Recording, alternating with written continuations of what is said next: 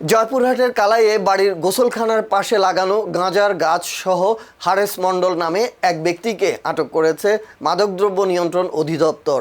শুক্রবার ২১ আগস্ট রাত ৯টার দিকে তাকে আটক করা হয়। এ ঘটনায় মাদকদ্রব্য নিয়ন্ত্রণ আইনে কালাই থানায় একটি নিয়মিত মামলা দায়ের করা হয়েছে। আটক হারেস মণ্ডল কালাই উপজেলার উদয়পুর ইউনিয়নের আকলাপাড়া গ্রামের মৃত জলিল মণ্ডলের ছেলে।